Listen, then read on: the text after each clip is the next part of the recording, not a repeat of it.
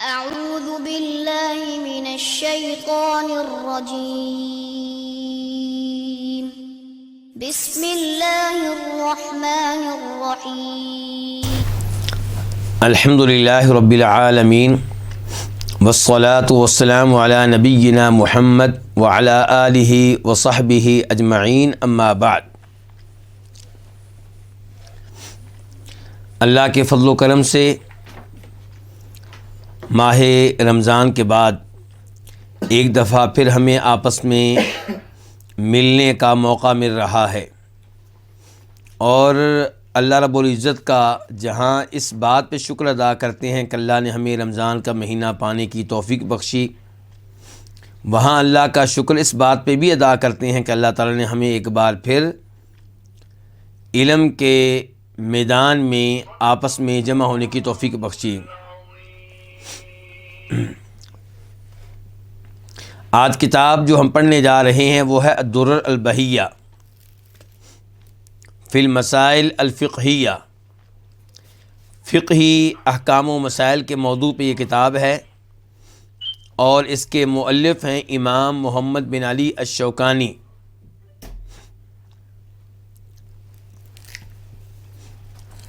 یہ کتاب امام شوکانی رحمہ اللہ نے کسی قسم کے مسلک کی پابندی سے بالا تر ہو کر لکھی ہے۔ انہوں نے اپنے آپ کو پابند بنایا ہے کتاب و سنت کے دلائل کا، اور اس کتاب کے اندر کئی کتب ہیں۔ ان میں سے کتاب الطہارہ ہم پڑھ چکے ہیں، طہارت کے بارے میں کتاب۔ دوسرے نمبر پہ ہم نے آغاز کیا تھا کتاب الصلاۃ کا، اور کتاب الصلاۃ میں کئی ایک ابواب ہیں۔ پہلا باب نماز کے اوقات کے بارے میں تھا، دوسرا باب اذان اور اقامت کے بارے میں تھا، تیسرا باب نماز کی شرائط کے بارے میں تھا، اور چوتھا باب ہے نماز کی کیفیت کے بارے میں، طریقہ نماز کے بارے میں۔ اللہ کا نام لے کر اس باب کا آغاز کرتے ہیں۔ امام صاحب فرماتے ہیں لا تکون شرعیۃ الا بالنیہ، کہ نماز شرعی نماز نہیں ہوتی مگر نیت کے ساتھ۔ نیت ہوگی تو شرعی طور پہ نماز قرار پائے گی، ورنہ وہ نماز قرار نہیں پائے گی۔ کیا کہنا چاہتے ہیں اور کیا دلیل ہے؟ ایک مثال سے بات واضح کروں گا کہ مسجد کے قاری صاحب بچوں کو طریقہ نماز سکھانا چاہتے ہیں۔ اس کے لیے وہ بچوں کے سامنے صبح 7 بجے 8 بجے نماز پڑھتے ہیں، تاکہ بچے دیکھیں کہ نماز کیسے پڑھی جاتی ہے۔ اب ان کا یہ عمل بہت نیک عمل ہے۔ جتنے بچے ان کے ذریعے نماز سیکھیں گے، ان بچوں کو نماز سکھانے کا قاری صاحب کو اجر و ثواب ملے گا۔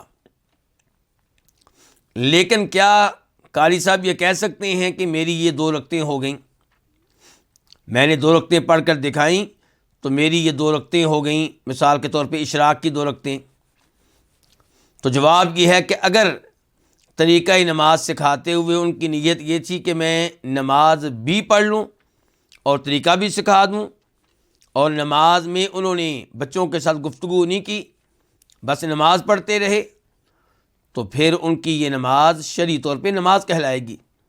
ورنہ یہ 2 رکعتیں جو انہوں نے ادا کی ہیں، یہ شرعی طور پہ نماز نہیں ہے، نیک عمل ہے، اچھا عمل ہے، لیکن نماز نہیں ہے۔ کیوں؟ فرق کس چیز کا ہے؟ نیت کا۔ اور نیت کی عبادات میں، اسلام میں بہت زیادہ اہمیت ہے۔ اللہ رب العزت ارشاد فرماتے ہیں سورہ بینہ میں وَمَا أُمِرُوا إِلَّا لِيَعْبُدُوا اللَّهَ مُخْلِصِينَ لَهُ الدِّينَ، کہ انہیں یہ حکم دیا گیا کہ وہ اللہ کی عبادت کریں اور عبادت میں نیت خالص ہونی چاہیے۔ اور نبی علیہ الصلوۃ والسلام ارشاد فرماتے ہیں اس حدیث میں جسے جناب عمر فاروق رضی اللہ عنہ روایت کرتے ہیں نبی صلی اللہ علیہ وسلم سے کہ انما الاعمال بالنیات، اعمال کا دار و مدار کس چیز پہ ہے؟ نیت پہ ہے۔ وانما لکل امرئ ما نویٰ، ہر آدمی کو اپنے عمل سے وہی ملے گا جس کی اس نے نیت کی ہوگی۔ تو اگر نیت کی ہے نماز پڑھنے کی تو وہ نماز ہے، اگر نیت کی ہے طریقہ نماز سکھانے کی اور ساتھ نماز پڑھنے کی نیت نہیں کی تو پھر وہ طریقہ نماز ہے، نیک عمل ہے، لیکن نماز نہیں ہے۔ اور اگر مسلمانوں کا مذاق اڑانے کے انداز میں 2 رکعتیں ادا کی ہیں تو پھر وہ گناہ ہے، نماز نہیں ہے، نیک عمل نہیں ہے، بلکہ بہت برا عمل ہے۔ تو اس سے آپ اندازہ لگا سکتے ہیں کہ نیت کی کتنی اہمیت ہے۔ لیکن نیت کیسے کی جاتی ہے؟ کیا نیت آنکھوں سے کرتے ہیں کہ کانوں سے کرتے ہیں کہ زبان سے کرتے ہیں کہ ہاتھ سے کرتے ہیں؟ نیت عربی زبان کا لفظ ہے، ارادہ کرنا، تو ارادہ ہاتھ کے ساتھ نہیں ہوتا، ارادہ زبان کے ساتھ نہیں ہوتا، کس کے ساتھ ہوتا ہے؟ دل کے ساتھ ہوتا ہے۔ تو زبان سے نیت کے الفاظ ادا کرنا یہ بدعت ہے، دین میں اضافہ ہے، اس سے اجتناب کرنا چاہیے۔ تو امام صاحب کہہ رہے ہیں لا تکونوا شرعیۃً، لا تکونوا سے مراد کیا ہے؟ نماز، لا تکونوا الصلاۃ، ان کی نماز شرعی نماز نہیں ہوگی الا بالنیہ، مگر کس کے ساتھ؟ نیت کے ساتھ۔ وَأَرْكَانُهَا كُلُّهَا مُفْتَرَضَةٌ، اور اس کے ارکان، کس کے ارکان؟ نماز کے ارکان کلھا، سب کے سب مفترضۃ، فرض ہیں۔ نماز کے ارکان جتنے بھی ہیں وہ سارے کے سارے کیا ہیں؟ فرض ہیں، ضروری ہیں، لازمی ہیں۔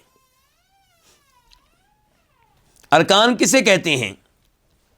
ارکان نماز میں ادا کیے جانے والے وہ اقوال اور افعال ہیں جن سے نماز بنتی ہے، جو نماز کی حقیقت ہیں۔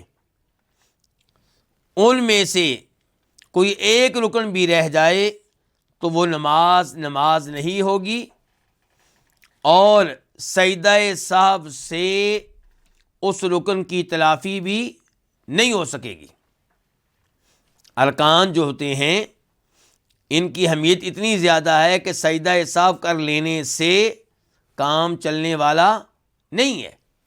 مثال کے طور پہ سجدہ، یہ نماز میں کیا رکن ہے، اور ہر رکعت میں کتنے سجدے ہیں؟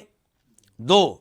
ایک آدمی نے ایک سجدہ کیا، دوسرا نہیں کیا، اور یاد آیا تو آخر میں 2 سجدہ سہو کر لیے، کیا اس کی نماز ہو جائے گی؟ بالکل نہیں ہوگی۔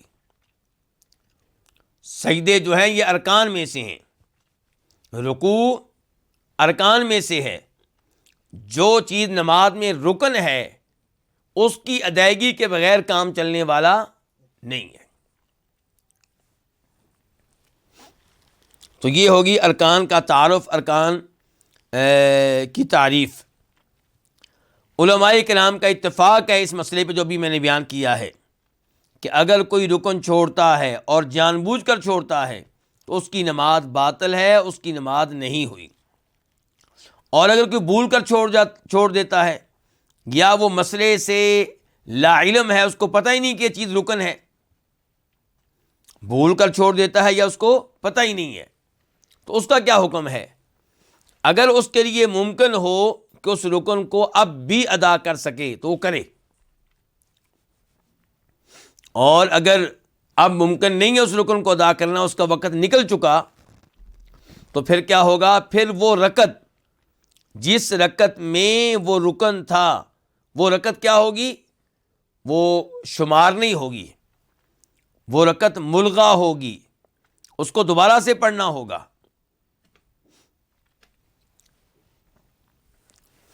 اس سے آپ اندازہ لگا سکتے ہیں کس چیز کی اہمیت کا؟ ارکان کی اہمیت کا۔ اور اس سے یہ بھی پتہ چلا کہ نماز کے جو اقوال اور افعال ہیں ان کے بارے میں یہ دلچسپی لینا کہ اس کی کیا حیثیت ہے، کیا یہ صرف سنت ہے اور رکن نہیں ہے، واجب نہیں ہے، یا یہ رکن ہے، تو ان امور میں دلچسپی لینا ضروری ہے۔ غلطی کرنے سے پہلے تو ہم یہی کہیں گے کہ آپ ایسے ہی نماز پڑھیں جیسے کون پڑھتے تھے؟ نبی صلی اللہ علیہ وسلم۔ لیکن جب غلطی ہو جائے گی پھر آپ کا مقتدی آپ سے سوال کرے گا کہ میں یہ غلطی کر بیٹھا ہوں، بتائیں میری نماز کا کیا حکم ہے۔ تب اگر آپ یہ نہیں جانتے کہ اس چیز کی نماز میں کیا اہمیت ہے تو آپ فتویٰ نہیں دے سکیں گے۔ تو اس لیے ان چیزوں کے بارے میں علم ہونا نہایت ضروری ہے، اور اس سے پتہ چلا کہ فقہ کی بہت زیادہ اہمیت ہے۔ فقہ سے مراد میں کیا لے رہا ہوں؟ وہ خاص علم جس کو فقہ کہتے ہیں آج کل، اس کی بڑی اہمیت ہے۔ کیا اہل حدیث فقہ کے مخالف ہیں؟ بالکل مخالف نہیں ہے۔ اس کی واضح دلیل یہ ہے کہ ہم یہ کتاب پڑھ رہے ہیں، پڑھا رہے ہیں، اور اہل حدیث مدارس میں اللہ کے فضل و کرم سے فقہ کی کتب پڑھائی جاتی ہیں، لیکن وہ فقہ جو قرآن و حدیث کی نصوص کے مقابلے میں رائے اور قیاس اور عقل پہ مبنی ہو، ہم بالکل اس کے مخالف ہیں۔ ایسی فقہ کو ہم نہیں مانتے۔ جس فقہ کی وجہ سے قرآن و حدیث کے دلائل کی تعویلیں کرنا پڑیں اور اپنے مسلک کے قول کو بچایا جائے، اس کا دفاع کیا جائے، ایسی فقہ کو ہم نہیں مانتے۔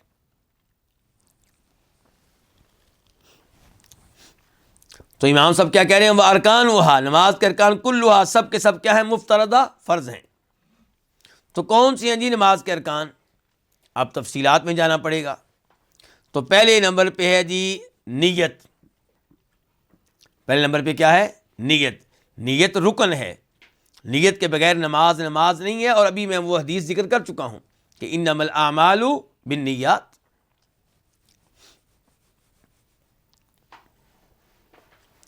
اچھا، یہاں میں آپ سے ایک سوال کرنا چاہوں گا تاکہ مجھے پتہ چلے کہ آپ کس قدر توجہ سے اس کتاب کو پڑھ رہے ہیں۔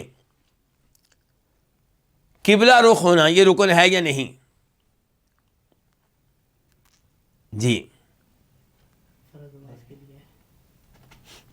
تو کیا ہے؟ اگر یہ رکن نہیں ہے تو کیا ہے پھر؟ یہ شرط ہے۔ اللہ آپ کو جزائے خیر دے۔ اسماعیل بھائی نے واضح کیا کیا ہے؟ شرط ہے، یعنی کہ اس کی وہی اہمیت ہے، شرائط کی وہی اہمیت ہوتی ہے جو ارکان کی اہمیت ہے، لیکن شرائط وہ ضروری چیزیں ہیں جن کا نماز شروع کرنے سے پہلے ہونا ضروری ہے۔ یعنی کہ اللہ اکبر سے نماز شروع ہوتی ہے، اللہ اکبر سے پہلے قبلہ رخ ہونا ضروری ہے۔ اللہ اکبر کہنے سے پہلے ہی اس بات کا یقین کر لینا ضروری ہے کہ ظہر کا وقت داخل ہو چکا ہے، عصر کا وقت داخل ہو چکا ہے، مغرب کا وقت داخل ہو چکا ہے۔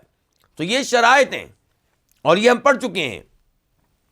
اب ہم پڑھ رہے ہیں نماز کی وہ ضروری چیزیں جو نماز میں ہوتی ہیں۔ تو پہلی چیز کیا جی؟ نیت۔ دوسرے نمبر پہ کیا ہے؟ قیام۔ دوسرے نمبر پہ کیا ہے جی؟ قیام۔ لیکن قیام کے بارے میں یہ وضاحت ضروری ہے کہ قیام رکن ہے، فرض ہے، ضروری ہے۔ فرض نماز میں، نفل نماز میں قیام آپ بیٹھ کے نماز پڑھ سکتے ہیں، نفل نماز، چاہے آپ کی مجبوری ہو چاہے مجبوری نہ ہو، نفل نماز بیٹھ کے پڑھی جا سکتی ہے۔ اور فرض نماز آپ پہ لازم ہے کہ آپ کھڑے ہو کر ادا کریں، اگر آپ کھڑے ہونے کی طاقت رکھتے ہیں۔ تو فرض نماز میں قیام رکن ہے اس کے لیے جو طاقت رکھتا ہے۔ تو یہ دوسرا رکن ہو گیا۔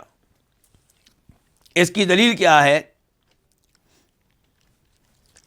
بخاری شریف کی حدیث ہے جس کا نمبر ہے 1117 1117، راوی ہے عمران بن حسین رضی اللہ تعالیٰ عنہ،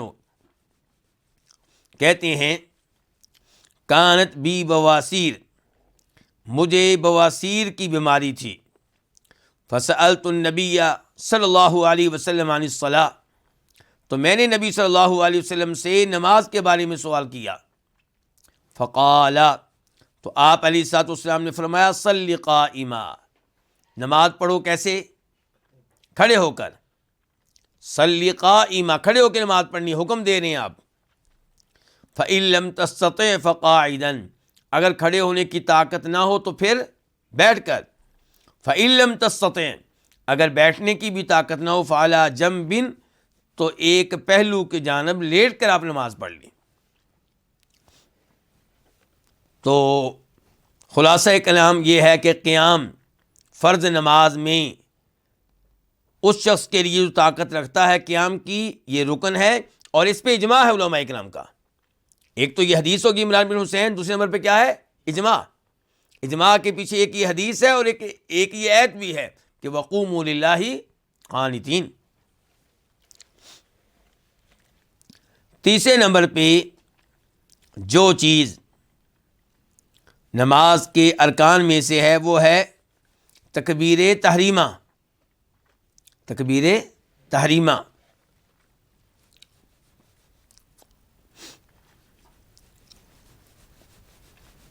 یعنی کہ پہلی بار جو آپ اللہ اکبر کہتے ہیں اس سے نماز کا آغاز ہوتا ہے. یہ تکبیر تحریمہ اتنی ضروری ہے کہ یہ رکن ہے، اس کے بغیر تو آپ کی نماز سٹارٹ ہی نہیں ہوگی. اس کے بغیر آپ کی نماز سٹارٹ نہیں ہوگی، نماز کا آغاز ہی نہیں ہوگا. چاہے آپ آگے سورہ فاتحہ پڑھتے رہیں، رکوع کرتے رہیں، سجدے کرتے رہیں، لیکن شروع میں آپ نے اللہ اکبر نہیں کہا، تکبیر تحریمہ نہیں کہی، آپ کی نماز کا آغاز ہی نہیں ہوا. دلیل کیا ہے؟ وہ حدیث جسے روایت کرتے ہیں ہمارے چوتھے خلیفہ راشد امیر المؤمنین جناب علی رضی اللہ تعالیٰ عنہ، کہ فرمایا نبی کریم صلی اللہ علیہ وسلم نے مفتاح الصلاۃ الطہور وتحریمها التکبیر وتحلیلها التسلیم، کہ نماز کی چابی، نماز کی کنجی، نماز کی کیا ہے؟ طہارت ہے. یعنی کہ اگر غسل واجب ہے تو غسل کریں، اور غسل واجب آپ پہ نہیں ہے تو وضو کریں. تو وضو کے بغیر نماز نہیں ہو سکے گی. تو یہ طہارت جو ہے اس کا کیا حکم ہے نماز کے لیے؟ یہ شرط ہے، یہ رکن نہیں، یہ کیا ہے؟ شرط ہے. وَتَحْرِيمُهَا التَّكْبِيرُ، اور نماز کی جو تحریم ہے وہ تکبیر ہے. تحریم سے کیا مراد؟ یعنی کہ نماز کی وہ چیز جس سے کئی چیزیں نمازی پہ حرام ہو جاتی ہیں، نمازی کے لیے ممنوع ہو جاتی ہیں، وہ چیز کیا ہے؟ تکبیر. مثال کے طور پہ نماز میں کیا گفتگو کرنا جائز ہے؟ نماز میں کھانا پینا، یہ چیزیں جائز نہیں ہیں. تو یہ چیزیں کب حرام ہوں گی؟ جب آپ اللہ اکبر کہیں گے. اللہ اکبر کہنے سے یہ چیزیں حرام ہو جائیں گی. تو وہ تحریم و تکبیر، نماز کی تحریم کیا ہے؟ تکبیر ہے. کون سی تکبیر؟ تکبیر تحریمہ. اور یاد رہے کہ نماز کا آغاز اللہ اکبر سے ہی ہو سکے گا، تکبیر تحریمہ سے ہی ہو سکے گا. اگر کوئی کہتا ہے اللہ اعظم تو اس سے نماز کا آغاز نہیں ہو سکے گا. کوئی فارسی میں کہہ دیتا ہے اللہ بزرگ است تو اس سے نماز کا آغاز نہیں ہو سکے گا. یہ میں نے کیوں واضح کیا ہے؟ کیونکہ امام ابو حنیفہ رحمہ اللہ سے اس کی گنجائش ملتی ہے. تو اس لیے میں نے واضح کیا ہے کہ ہم نے حدیث کی پابندی کرنی ہے. ائمہ کرام کا احترام اپنی جگہ پہ، ان کی عزت اپنی جگہ پہ، لیکن جہاں پہ حدیث آ جائے گی وہاں پہ ہم تقلید کرنے والے نہیں ہیں. اس نماز میں، اس حدیث میں دو بڑے مسئلے آ چکے ہیں. نمبر ایک کہ وضو کو نماز کی کیا قرار دیا گیا ہے؟ چابی، شرط. دوسرے نمبر پہ کہا گیا ہے کہ نماز کا آغاز کس سے ہوگا؟ اللہ اکبر سے. ان کے اللہ اکبر کہیں گے تو وہ چیزیں آپ پہ حرام ہو جائیں گی جو نمازی پہ حرام ہوتی ہیں. وَتَحْلِيلُهَا التَّسْلِيمُ، اور نماز کی تحلیل کیا ہے؟ نماز میں جو پابندیاں نمازی پہ عائد ہوئی ہیں، نماز شروع کرنے کی وجہ سے جو چیزیں نمازی پہ حرام ہوئی ہیں وہ کب حلال ہوں گی؟ التسلیم، جب سلام پھیریں گے، جب کیا کریں گے؟ سلام پھیریں گے۔ اور یہاں پہ بھی ہمیں حنفی علماء کرام سے اختلاف ہے، اور میرے وہ بھائی جو کسی مسلک کے پابند نہیں ہیں وہ یہاں پہ اللہ کا شکر ادا کریں۔ اب حنفی علماء کرام کا فتویٰ کیا ہے کہ اگر کوئی آدمی اتحیات میں بیٹھا ہے، اتحیات وغیرہ اس نے پڑھ لیا، وہ سلام نہ پھیرے، کوئی ایسی حرکت کر دے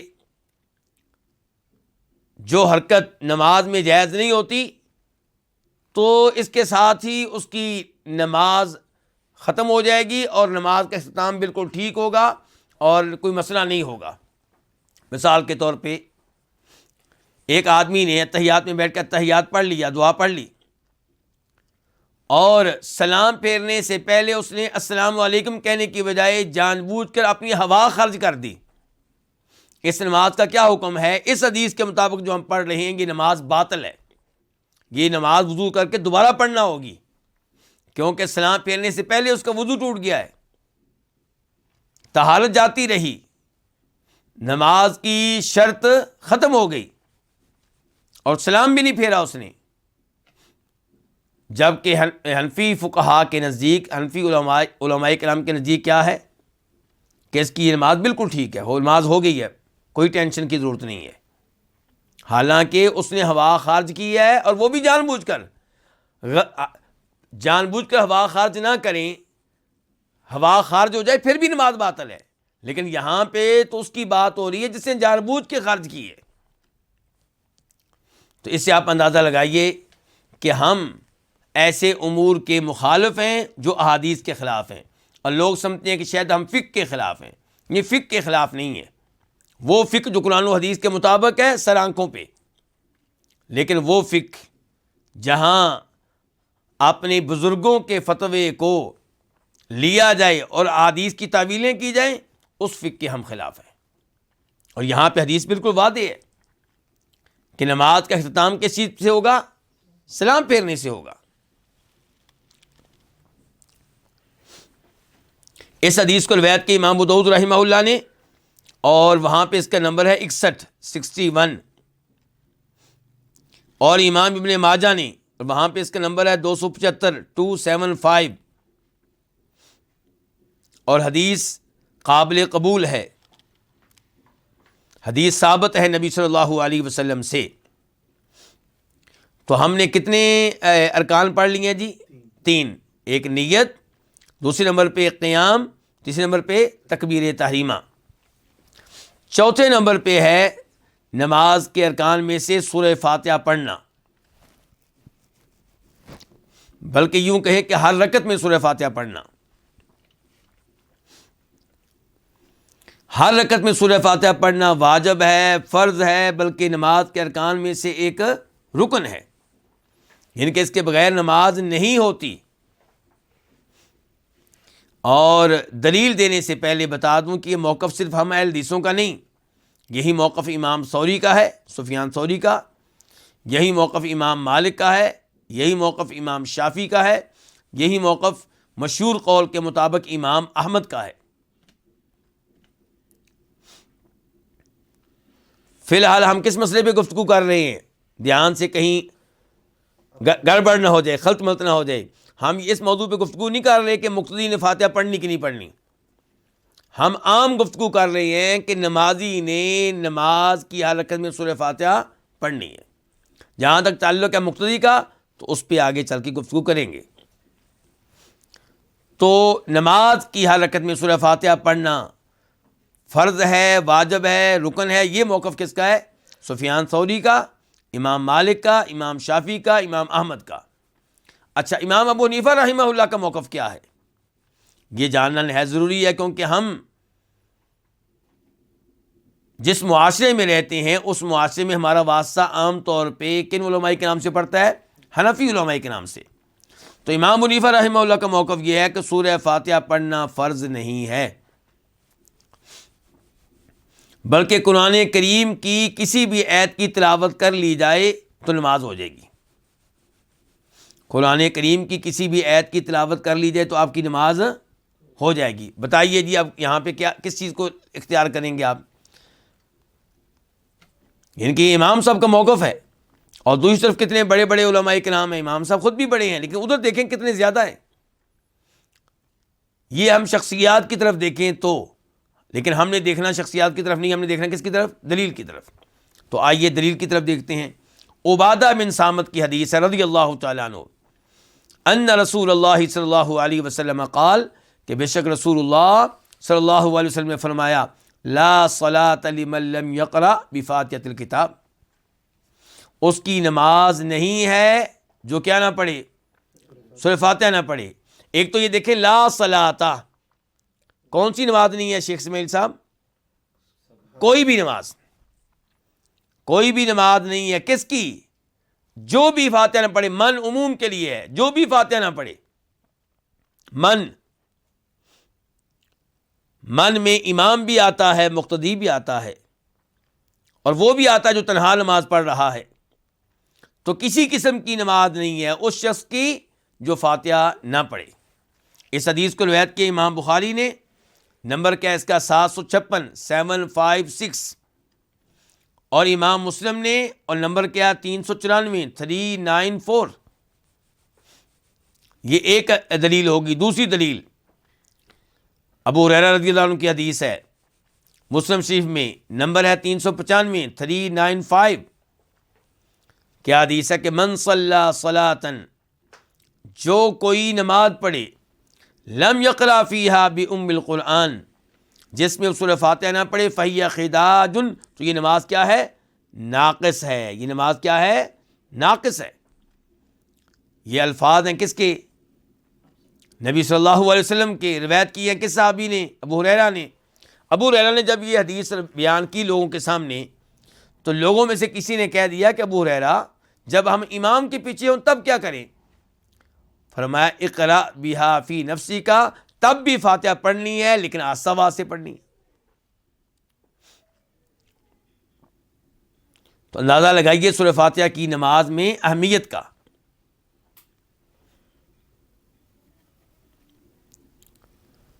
تو یہ احادیث اور امام ابو حنیفہ رحمہ اللہ کا فتویٰ کیا ہے؟ وہ کہہ رہے ہیں کہ فاتحہ پڑھنا فرض نہیں ہے. قرآن کریم کی کوئی بھی آیت آپ پڑھ لیں نماز ہو جائے گی. اور ان کا یہ فتویٰ مقتدی کے لیے نہیں ہے، ہر نمازی کے لیے ہے. کوئی بھی نمازی ہو، فاتحہ بالکل نہ پڑھے نماز ہو جائے گی. تو اب بتائیے آپ یہاں پہ کدھر جائیں گے؟ ظاہر ہے کہ احادیث کو چھوڑنا یہ دل کبھی گوارا نہیں کرے گا، کیونکہ کلمہ ہم نے کیا پڑھا تھا؟ لا الہ الا اللہ محمد رسول اللہ. ہم نے کلمہ پڑھا ہے امام اعظم جناب محمد رسول اللہ کا صلی اللہ علیہ وسلم. امام ابو حنیفہ رحمہ اللہ کا ہم نے کلمہ نہیں پڑھا، امام شافعی کا ہم نے کلمہ نہیں پڑھا، امام مالک کا کلمہ ہم نے نہیں پڑھا، امام احمد کا کلمہ ہم نے نہیں پڑھا.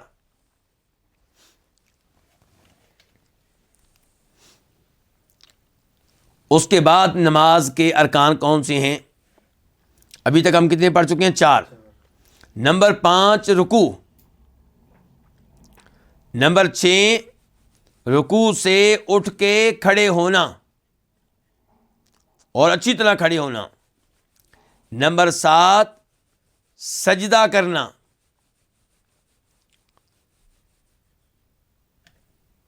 نمبر 8 دو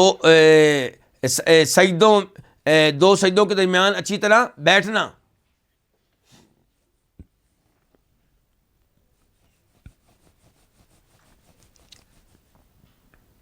کتنے نمبر ہو گئے؟ 8 کہیں میں نے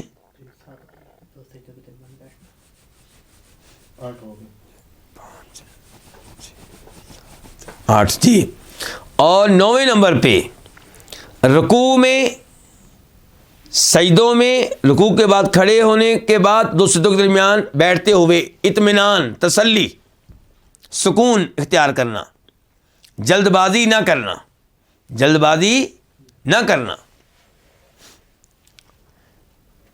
اس معاملے میں بھی آپ دیکھتے ہوں گے کہ ہمارے حنفی بھائی جب نماز پڑھتے ہیں تو عام طور پہ جو حنفی بھائی ہیں وہ دو سجدوں کے درمیان جلد بازی سے کام لیتے ہیں، رکوع کے بعد اچھی طرح کھڑے نہیں ہوتے۔ البتہ کچھ حنفی بھائی ہیں جو دو سجدوں کے درمیان سکون سے بیٹھتے ہیں اور رکوع کے بعد اچھی طرح کھڑے ہوتے ہیں، چند ایک ایسے ہیں، لیکن عام طور پہ ایسا نہیں ہے۔ دلیل کیا ہے؟ ان ارکان کی جو بھی ہم نے پڑھے ہیں، کون سے ارکان پڑھے ابھی ہم نے؟ رکوع، سجدے، رکوع کے بعد کھڑے ہونا، دو سجدوں کے درمیان بیٹھنا، اور ان سب میں اطمینان اور تسلی کرنا۔ دلیل ابو ہریرہ کی حدیث ہے، اور اس حدیث کا نام پہلے سے بتا دوں، حدیث المسیء فی صلاتہ یا صلاتہ، یعنی کہ اس آدمی کے بارے میں حدیث جس نے نماز غلط طریقے سے پڑھی تھی، جس نے نماز درست طریقے سے نہیں پڑھی تھی۔ تو ابو ہریرہ کی حدیث ہے کہ ایک آدمی مسجد میں داخل ہوا، ان رجلا دخل المسجد، ایک آدمی مسجد میں داخل ہوا، ورسول اللہ صلی اللہ علیہ وسلم جالس فی ناحیۃ المسجد، جبکہ رسول اللہ صلی اللہ علیہ وسلم مسجد کے ایک کونے میں، ایک جانب میں تشریف فرما تھے، بیٹھے ہوئے تھے۔ فصلی، اس آدمی نے آ کے پہلا کام کیا کیا ہے؟ نماز پڑھی ہے۔ پہلا کام کیا کیا ہے؟ نماز پڑھی ہے۔ ثم جاء، پھر آیا، فسلم علیہ، اور آپ کو سلام عرض کیا۔ یہیں سے علماء کرام کہتے ہیں کہ جب آپ زیارت کرنے کے لیے جائیں گے مدینہ منورہ کی، مسجد نبی میں پہنچیں گے، تو پہلا کام کیا کرنا ہے؟ نماز پڑھیں۔ اگر فرض نماز ہے تو وہ پڑھ لیں، نہیں تو تحیۃ المسجد کی دو رکعتیں پڑھ لیں، پھر آئیں نبی علیہ الصلوۃ والسلام کی قبر کے پاس اور وہاں پہ آ کے سلام عرض کریں، اور یقین رکھیں کہ آپ کا یہ سلام فرشتوں کے ذریعے نبی علیہ الصلوۃ والسلام تک پہنچتا ہے۔ تو فقال له رسول اللہ صلی اللہ علیہ وسلم، تو نبی علیہ الصلوۃ والسلام نے اس آدمی سے کہا، وعلیک السلام، یعنی کہ آپ نے السلام کا جواب دیا۔ پھر کہا، ارجع، واپس جاؤ، فصلی، نماز پڑھو، فإنک لم تصلی، تم نے ابھی تک نماز ادا نہیں کی۔ حالانکہ نماز ادا کر کے آئے تھے یا نہیں، لیکن آپ کہنے تمہاری نماز نہیں ہوئی۔ یہ بھی دلیل ہے اس بات کی کہ ارکان نماز اگر نہ ہوں تو نماز ہی نہیں ہے۔ اس عظیم صحابی کا کیا مسئلہ تھا؟ مسئلہ یہ تھا کہ کئی ارکان ادا نہیں ہو رہے تھے، جلدی سے نماز ادا کی جا رہی تھی۔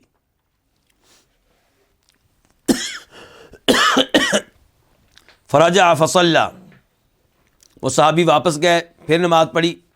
ثم جاء فسلم، پھر آئے اور پھر سلام عرض کیا، تو آپ نے کہا، وعلیک السلام، فرج فصلی فإنک لم تصلی، سلام کا جواب دیا اور کہا، واپس جاؤ، نماز پڑھو، تم نے نماز نہیں پڑھی۔ 3 بار ایسا ہوا ہے، اور یہ واقعہ کس آدمی کا ہے؟ آج کل کے کسی آدمی کا؟ کس کا؟ صحابی کا۔ اور صحابہ سے بڑھ کے امام کون ہوگا؟ نبی علیہ السلام صحابی کی نماز کو مسترد کر رہے ہیں، ریجیکٹ کر رہے ہیں، اور لوگ آج کل کیا فتویٰ دیتے ہیں؟ جی کسی بھی مسلک کے مطابق نماز پڑھ لو، کسی بھی امام کے مطابق نماز پڑھ لو، حنفی نماز پڑھ لو یا مالکی پڑھ لو یا شافعی پڑھ لو یا حنبلی پڑھ لو، نہیں میرے بھائی، محمدی نماز۔ نبی علیہ السلام نے کہا تھا، صلو کما رأیتمونی اصلی، نماز ویسے پڑھو جیسے تم نے مجھے نماز پڑھتے ہوئے دیکھا ہے۔ لوگ آگے سے کہتے ہیں، اچھا تو کیا امام غلط ہیں؟ ہم نے کب کہا امام غلط ہے؟ ہم تو اماموں سے محبت کرتے ہیں۔ اماموں کی یہ تعلیمات ہیں کہ جہاں پہ حدیث آ جائے وہاں پہ ہماری بات کو نہیں لینا، اور یہ امام ان میں سے کوئی بھی معصوم نہیں ہے، نہ انہوں نے کبھی دعویٰ کیا کہ ہم معصوم ہیں۔ وہ تو کہا کرتے تھے کہ دین وہاں سے لو جہاں سے ہم نے لیا۔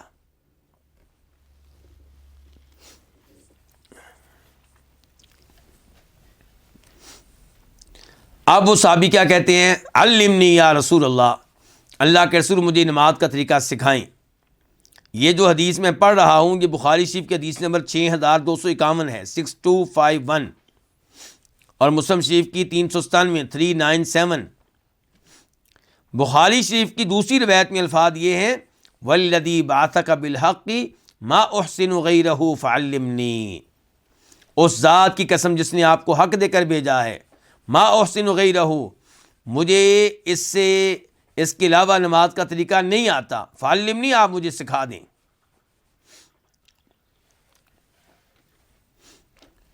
فقال، تو آپ نے کیا کہا، اذا قمت الی الصلاۃ، جب نماز کے لیے اٹھو، فاسبغ الوضوء، تو سب سے پہلے وضو کرو، کامل وضو۔ تو یہ آپ نے کیا بتائی ہے نماز کی شرط۔ ثم استقبل القبلہ، پھر قبلہ رخ ہو جاؤ، یہ کیا بتائی آپ نے نماز کی شرط۔ فکبر، پھر کیا کہو، اللہ اکبر، یہ آپ نے کیا بتایا نماز کا رکن، تکبیر تحریمہ۔ ثم اقرأ بما تیسر معک من القرآن، پھر پڑھو جو بھی قرآن تمہارے لیے، جو بھی قرآن پڑھنا ممکن ہے وہ پڑھو۔ لو جی، امام ابو حنیفہ رحمہ اللہ کی بات تو پھر صحیح نکلی، یہاں پہ فاتحہ کا لفظ تو نہیں آیا، آپ کہہ رہے ہیں کہ جو بھی قرآن پڑھنا ممکن ہے وہ پڑھ لو، خاص فاتحہ کا نام یہاں پہ نہیں آیا۔ تو گزارش یہ ہے کہ دین سب صحیح احادیث کو لیں تب مکمل ہوتا ہے۔ تو اوپر جو احادیث ہیں بخاری اور مسلم کی، وہاں پہ صاف صاف آپ بتا رہے ہیں کہ فاتحہ کے بغیر نماز ہی نہیں ہے، جو فاتحہ نہیں پڑھتا اس کی نماز ناقص ہے۔ تو اس سے پتہ چلا کہ جب آپ نماز میں تلاوت کریں گے پہلے فاتحہ پڑھیں گے، فاتحہ کے بعد قرآن کا جو حصہ پڑھنا چاہیں وہ پڑھ لیں۔ ایک بات میں نے کیا کی ہے کہ میں نے کہا کہ وہ دو حدیثیں بھی ذہن میں رکھیں، عبادہ بن صامت کی حدیث اور جناب ابو ہریرہ کی حدیث، یہ میں نے پہلا جواب یہ دیا میں نے۔ دوسرے نمبر پہ یہی حدیث اس آدمی کے واقعہ کی جس آدمی نے نماز پڑھی تو آپ نے ان کی نماز کو ریجیکٹ کر دیا، مسترد کر دیا۔ اس حدیث کے راوی کون ہے یہاں پہ جو بھی ہم پڑھ رہے ہیں، حدیث ابو ہریرہ۔ اسی حدیث کو ایک اور صحابی بھی روایت کرتے ہیں، وہ ہیں رفاع بن رافع۔ کون روایت کرتے ہیں؟ رفاع بن رافع۔ تو ان کی حدیث میں کیا الفاظ آئے ہیں؟ ان کی حدیث میں الفاظ یہ آئے ہیں کہ فاتحہ پڑھو اور فاتحہ کے بعد جو پڑھنا ہے وہ پڑھ لو۔ الفاظ عربی میں آپ کے سامنے رکھتا ہوں، ثم اقرأ بأم القرآن، ثم اقرأ، اسی آدمی سے کہہ رہے ہیں اللہ کے رسول، اسی آدمی سے، ثم اقرأ بأم القرآن، پھر فاتحہ پڑھو، ثم اقرأ بما شئت، اور پھر جو چاہو وہ پڑھ لو۔ اس کا مطلب یہ ہے کہ یہ جو آپ نے اختیار دیا ہے کہ قرآن میں سے جہاں سے پڑھنا ہے پڑھ لو، یہ فاتحہ کے بعد اختیار ہے، فاتحہ کے معاملے میں کوئی اختیار نہیں ہے۔ فاتحہ ضروری ہے، فاتحہ رکن ہے، فاتحہ لازمی ہے۔ آپ کہتے ہیں ثم ارکع، پھر رکوع کرو، حتی تطمئن راکعا، حتیٰ کہ تم رکوع تسلی سے کرو، اطمینان سے کرو۔ تو یہ دلیل آ گئی دو ارکان کی، رکوع کرنے کی اور رکوع میں اطمینان اختیار کرنے کی۔ پھر آپ نے کہا ثم ارفع، پھر سر اٹھاؤ، کہاں سے؟ رکوع سے، حتی تستوی قائما، یہاں تک کہ تم سیدھے کھڑے ہو جاؤ، اچھی طرح آرام سے کھڑے ہو جاؤ۔ ثم اسجد، پھر سجدہ کرو، حتی تطمئن ساجدا، یہاں تک کہ تم اطمینان سے سجدہ کرو۔ تو یہ سجدہ رکن ہے، اس کی دلیل آ گئی۔ ثم ارفع، پھر سر اٹھاؤ سجدے سے، حتی تطمئن جالسا، یہاں تک کہ تم بیٹھو اطمینان سے۔ پتہ چلا پہلے سجدے سے اٹھ کے بیٹھنا ہے اور اطمینان سے بیٹھنا ہے، سکون سے، جلد بازی سے کام نہیں لینا۔ ثم اسجد، پھر سجدہ دوسرا کرو، حتی تطمئن ساجدا، یہاں تک کہ اطمینان سے سجدہ کرو۔ ثم افعل ذلک فی صلاتک کلھا، پھر یہی کچھ کرو اپنی ساری نماز میں۔ تو یہ وہ چیزیں ہیں جو آپ نے اس حدیث میں ذکر کی ہیں، اور یہ سب کیا ہیں؟ ارکان کی حیثیت رکھتی ہیں۔ یہ کیا حیثیت رکھتی ہیں؟ ارکان کی۔ نماز کے ارکان میں اس کے بعد رہ گیا آخری قعدے میں کیا پڑھنا؟ دعائے تشہد پڑھنا۔ آخری قعدے میں کیا کرنا؟ یعنی کہ آخری قعدہ بھی رکن اور آخری قعدے میں دعائے تشہد پڑھنا بھی رکن۔ ایک ہے بیٹھنا آخری قعدے میں، درمیانی اتحیات کی بات نہیں ہو رہی فی الحال. کس کی ہو رہی ہے؟ آخری اتحیات کی. آخری اتحیات، آخری قعدہ، آخری رکعت میں 2 سجدوں کے بعد آپ بیٹھیں گے سلام پھیرنے سے پہلے. یہ بیٹھنا بھی رکن اور اس میں دعائے تشہد پڑھنا بھی رکن. دلیل کیا ہے؟ عبداللہ بن مسعود کی بیان کردہ حدیث ہے. کہتے ہیں کہ کننا اذا صلینا خلف النبی صلی اللہ علیہ وسلم، کہ جب ہم نماز پڑھتے تھے نبی علیہ الصلوۃ والسلام کے پیچھے، قلنا، تو ہم کہتے تھے السلام علی جبریل و میکائیل، سلامتی ہو کس پہ؟ جبریل پہ اور میکائیل پہ. السلام علی فلان و فلان، سلامتی ہو فلاں فلاں پہ. یہ حدیث ابھی میں مکمل کروں گا، لیکن اس کا نمبر دیکھ لیں. یہ بخاری کی حدیث ہے، اس کا نمبر ہے 831 831، اور مسلم میں اس کا نمبر ہے 402 402. بتانا یہ چاہتا ہوں کہ اس حدیث کی جو دوسری روایت ہے جو مسلم میں آئی ہے، وہاں پہ الفاظ یہ بھی آئے ہیں السلام علی اللہ، سلامتی ہو کس پہ؟ اللہ پہ. صحابہ کرام شروع میں کہا کرتے تھے اتحیات میں سلامتی ہو اللہ پہ، سلامتی ہو جبریل میکائیل پہ، اور بھی کئی ایک پہ. فالتفت الینا رسول اللہ صلی اللہ علیہ وسلم، تو نبی علیہ الصلوۃ والسلام نے ایک دن ہماری طرف التفات کیا، ہمیں دیکھا. فقال، اور کہا ان اللہ هو السلام، اللہ خود کیا ہے؟ السلام ہے. اللہ سلامتی دینے والا ہے. اللہ کو کسی کی دعا کی ضرورت، وہ ہے جس کو چاہے سلامت رکھے. تو اللہ سلامتی دینے والا ہے، یعنی کہ اس کے لیے دعا نہیں کرنی. فَإِذَا صَلَّىٰ أَحَدُكُمْ، جب تم اس کوئی نماز پڑھے، فَلْيَقُلْ، بس چاہیے کہ وہ کہے. فَلْيَقُلْ، یہ الفاظ آرڈر کے ہیں، حکم کے ہیں، امر کے ہیں. کیا کہے؟ التحیات للہ والصلوات والطیبات. تو اس سے کیا پتہ چلا کہ یہ دعا پڑھنا کیا ہے؟ فرض ہے، ضروری ہے، لازمی ہے.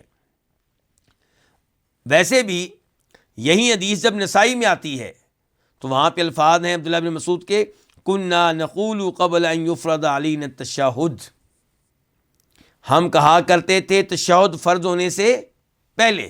یعنی کسی زمانے میں تشہد فرض نہیں تھا، اس کا مطلب بعد میں کیا ہوا؟ پھر فرض ہو گیا. تو پتہ چلا کہ یہ تشہد فرض ہے، رکن ہے. اچھا، تو اب ہم اسی حدیث کی طرف واپس آتے ہیں.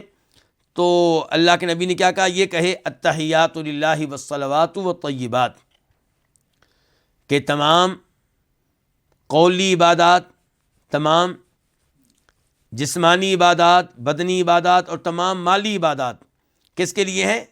اللہ کے لیے ہیں. السلام علیکہ ایھا النبی، اے نبی آپ پہ سلامتی ہو. ورحمۃ اللہ، اور آپ پہ اللہ کی رحمتیں ہوں. وبرکات، اور اللہ کی آپ پہ برکتیں نازل ہوں. یہ ہر نمازی، ہر مقتدی، ہر امتی دعا کرتا ہے کس کے لیے؟ اپنے نبی کے لیے صلی اللہ علیہ وسلم. ہم اپنے نبی کو یہ دعا دیتے ہیں کہ اے ہمارے نبی آپ پہ سلامتی نازل ہو، اللہ کی رحمتیں ہوں اور اس کی برکتیں ہوں. تو یہ مخاطب کرتے ہیں نبی علیہ الصلوۃ والسلام کو، جب کہ آپ موجود نہیں ہیں، دنیا سے جا چکے ہیں، فوت ہو چکے ہیں. تو کیوں مخاطب کرتے ہیں؟ کیونکہ ہمارا یہ میسج، ہمارا یہ پیغام فرشتوں کے ذریعے آپ تک پہنچتا ہے. السلام علینا وعلی عباد اللہ الصالحین، سلامتی ہو ہم پہ اور اللہ کے نیک بندوں پہ. اب اپنے لیے دعا ہو رہی ہے اور اللہ کے تمام نیک بندوں کے لیے دعا ہو رہی ہے. فَإِنَّكُمْ إِذَا قُلْتُمُوهَا، جب تم یہ الفاظ کہو گے، اصابت کل عبد للہ صالح فی السماء والارض، تو یہ دعا مل جائے گی کس کو؟ اللہ کے ہر نیک بندے کو، چاہے وہ آسمانوں پہ ہو چاہے وہ زمین پہ ہو. یہ وضاحت آگے، دعا آگے پھر جاری ہے. کیا؟ اشہد ان لا الہ الا اللہ، میں شہادت دیتا ہوں کہ اللہ کے علاوہ کوئی عبادت کے لائق نہیں ہے، اور میں شہادت دیتا ہوں کہ جناب محمد اللہ کے بندے اور اللہ کے رسول ہیں. تو یہ دعائے تشہد، یہ پڑھنا بھی فرض اور آخری قعدے میں بیٹھنا بھی فرض. اچھا، یہ بھی نماز کے ارکان میں سے تھا. اس کے بعد رکن رہ گیا سلام پھیرنا. کیا رکن رہ گیا جی؟ سلام پھیرنا. اور سلام نماز میں کتنے ہوتے ہیں؟ 2. 2 سلاموں میں سے پہلا سلام رکن ہے، فرض ہے. دوسرا سلام رکن نہیں ہے، سنت ہے، وہ بھی پھیرنا چاہیے، لیکن پہلا سلام جو ہے یہ رکن ہے۔ اچھا، سلام کے رکن ہونے کی دلیل کیا ہے؟ وہ حدیث ہم پہلے پڑھ چکے ہیں، کون سی؟ وَتَحْلِيلُهَا التَّسْلِيمُ، کہ نماز کا اختتام کس چیز پہ ہوگا؟ سلام پھیرنے پہ ہوگا۔ سلام پھیرنے سے ہی وہ چیزیں حلال ہوں گی جو نماز شروع کرنے کی وجہ سے کیا ہو چکی ہیں؟ حرام ہو چکی ہیں۔ اچھا، اس کی کیا دلیل ہے ویسے کہ سلام دائیں اور بائیں 2 بار ہونا چاہیے؟ تو اس کی دلیل عبداللہ بن مسعود کی حدیث ہے کہ ان النبی صلی اللہ علیہ وسلم کان یسلم عن یمینہ و شمالہ، آپ سلام پھیرتے تھے اپنی دائیں جانب بھی اور اپنی بائیں جانب بھی، حتی یرا بیاض خدہ، یہاں تک کہ پچھلی صف میں بیٹھے نمازیوں کو آپ کے رخسار کی سفیدی نظر آتی تھی۔ اس کا مطلب سلام ایسے پھیریں کہ آپ کی رخسار جو ہے نظر آئیں، کن کو؟ پہلی صف کے نمازیوں کو۔ اچھا، پھر کیا کہتے تھے؟ عبداللہ بن مسعود کہتے ہیں کہ آپ سلام پھیرتے ہوئے کیا کہتے تھے؟ السلام علیکم ورحمۃ اللہ، السلام علیکم ورحمۃ اللہ، 2 بار سلام پھیرتے تھے، اور یہ حدیث صحیح ہے، ابو داؤد شریف میں بھی آئی ہے، ترمذی میں بھی، ابن ماجہ میں بھی۔ ابو داؤد میں اس کا نمبر کیا ہے؟ 996، 996۔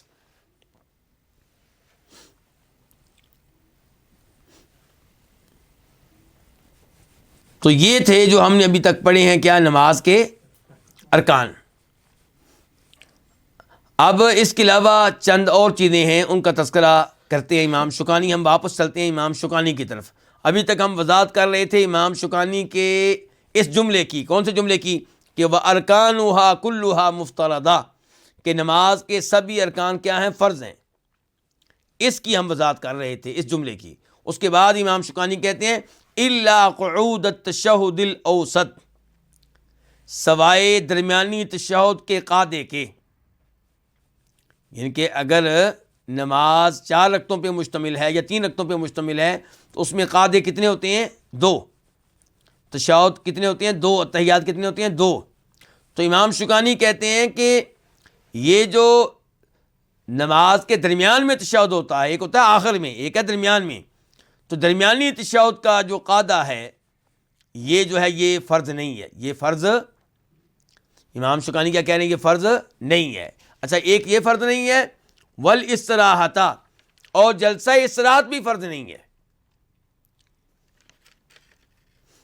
جلسہ استراحت بھی فرض نہیں ہے۔ اچھا، اب ہم نے ان 2 چیزوں کی وضاحت کرنی ہے۔ تو پھر درمیانی تشہد کا کیا حکم ہے؟ پہلے تشہد کا کیا حکم ہے؟ کچھ علماء کرام کہتے ہیں کہ یہ سنت ہے، یہ کیا ہے؟ سنت ہے۔ اور کچھ علماء کرام کہتے ہیں کہ یہ واجب ہے۔ اب میں لفظ فرض نہیں بول رہا، رکن نہیں بول رہا، معذرت کے ساتھ، فرض اور واجب تو ایک ہی چیز ہوتی ہیں، لیکن اب میں لفظ رکن نہیں بول رہا، میں کیا کہہ رہا ہوں؟ واجب۔ رکن اور واجب میں کیا فرق ہے؟ رکن کے بارے میں ہم نے کہا تھا کہ یہ اتنی ضروری چیز ہے کہ یہ رہ گئی تو نماز نہیں ہوگی، اور سجدہ حساب سے بھی کام نہیں چلے گا۔ اور جو واجب ہے یہ وہ ضروری چیز ہے جو رہ جائے تو سجدہ حساب سے کام چل جاتا ہے۔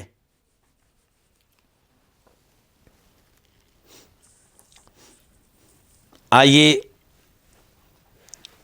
اس پہلے تشہد کے بارے میں جو دلائل آئے ہیں وہ پڑھتے ہیں۔